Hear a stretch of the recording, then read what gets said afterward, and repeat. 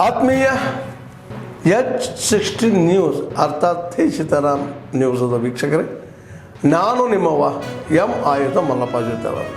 ತಾವು ಈಗ ಸುದ್ದಿಗಳ ಲೋಕಕ್ಕೆ ಎಂಟ್ರಿ ಹೊಡಿತಾ ಇದ್ದೀರಿ. ಈ ಸುದ್ದಿಗಳನ್ನು ಪ್ರತಿಯೊಂದು ನೋಡೋ ಜೊತೆಗೆ ನಿಮ್ಮ ಅಭಿಪ್ರಾಯಗಳನ್ನು ಹಚ್ತಾ ಇರಿ. ಯಾಕಂದರೆ ಈ ಸುದ್ದಿಗಳು ನಿಮಗಾಗಿ, ನಿಮ್ಮ ಬದುಕಿಗಾಗಿ, ನಿಮ್ಮ ವೈಚಾರಿಕೆಗಾಗಿ, ನಿಮ್ಮ ತಿಳುವಳಿಕೆಗಾಗಿಯೂ ನಿಮಗೂ ಗೊತ್ತು. ಜೊತೆಗೆ ನಮಗೂ ನಿಮ್ಮೊಂದಿಗೆ ಇದೊಂದು ಮಾತಾಡುವಂಥ ಜೊತೆಗೆ ಸುದ್ದಿಗಳನ್ನು ಬಿಡುವಂಥ ಕೆಲಸ. ಈ ಕೆಲಸದಲ್ಲಿ ನಾವು ನಿಮ್ಮೊಂದಿಗಿದ್ದೀವಿ ಅಂತ ಹೇಳ್ತಾ ನೋಡ್ತಾ ಇರಿ ಸುದ್ದಿಗಳನ್ನು. बहुसांस्कृतिक और बहुभाषी देश है, जहाँ विविध धर्मों और संप्रदायों का सह-अस्तित्व है. जैन धर्म इस विविधता का एक महत्वपूर्ण अंग है, जिसकी परंपराएं, सिद्धांत और जीवन दर्शन भारतीय संस्कृति में विशेष स्थान रखते हैं. जैन धर्म के अनुयायी समय समय पर विभिन्न सम्मेलनों, धर्म सभाओं और समारोह के माध्यम से अपने विचारों और आस्थाओं को साझा करते हैं. ऐसे ही समारोह का सफल आयोजन यहाँ किया जा रहा है. आज का यह जैन सम्मेलन धार्मिक दृष्टि से और साथ में ही सामाजिक और सांस्कृतिक दृष्टि से अत्यंत महत्वपूर्ण है. आज इस जैन सम्मेलन के माध्यम से धर्म, संस्कृति और समाज सेवा की दिशा में एक सार्थक कदम उठाया है और जैन समुदाय और संतों को आ रही समस्याओं पर चिंतन किया गया है. मेरे पूर्व वक्ताओं ने उन समस्याओं के संबंध में उल्लेख किया है.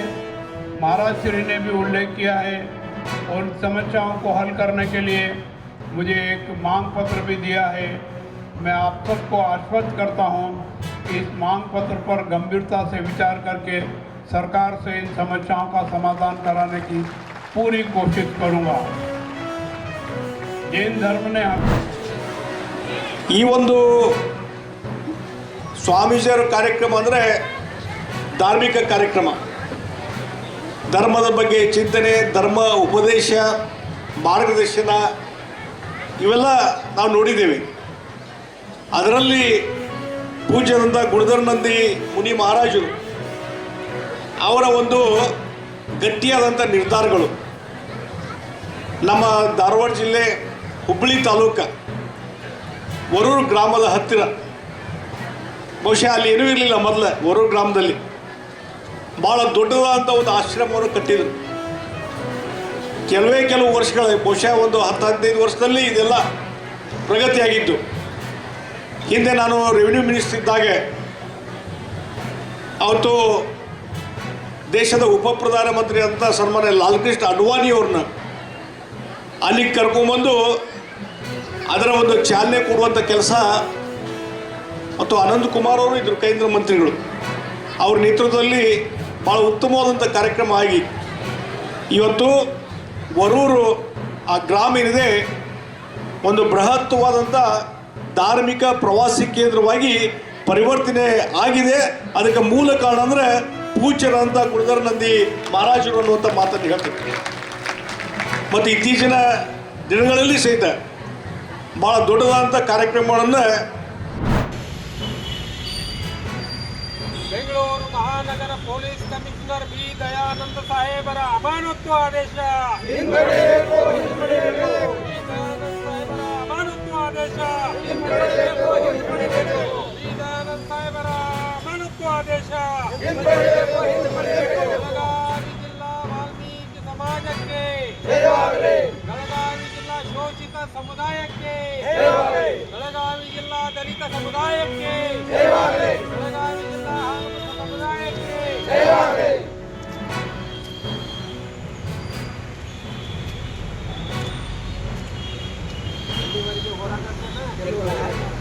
ಎಲ್ಲಿಯವರೆಗೆ ಹೋರಾಟ, ಎಲ್ಲಿಯವರೆಗೆ ಹೋರಾಟ, ಎಲ್ಲಿಯವರೆಗೆ ಹೋರಾಟ, ಎಲ್ಲಿಯವರೆಗೆ ಹೋರಾಟ, ಏತಕ್ಕಾಗಿ ಹೋರಾಟ, ನ್ಯಾಯಕ್ಕಾಗಿ ಹೋರಾಟ, ಏತಕ್ಕಾಗಿ ಹೋರಾಟ, ನ್ಯಾಯಕ್ಕಾಗಿ ಹೋರಾಟ.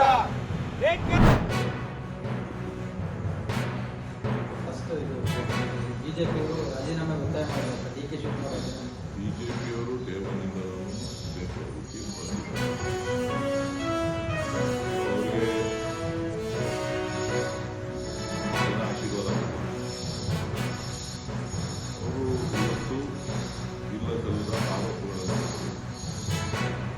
ಭಾರತೀಯ ಜನತಾ ಪಕ್ಷ RCB ಗೆದ್ದ ಭಾರತೀಯ ಜನತಾ ಪಕ್ಷ ಅವರ ನಾಯಕರುಗಳು ಮೆರವಣಿಗೆಗೆ ಅವಕಾಶ ನೀವು ಕೊಡ್ತಾ ಇಲ್ಲ, ಕ್ರೀಡಾಭಿಮಾನಿಗಳಿಗೆ ಅವಮಾನ ಮಾಡ್ತಾ ಇದ್ದೀರಿ, ನಿಮ್ಮ ಕೈಯಲ್ಲಿ ನಡೆಸೋಕ್ಕಾಗಲ್ವಾ, ಈ ರೀತಿಯ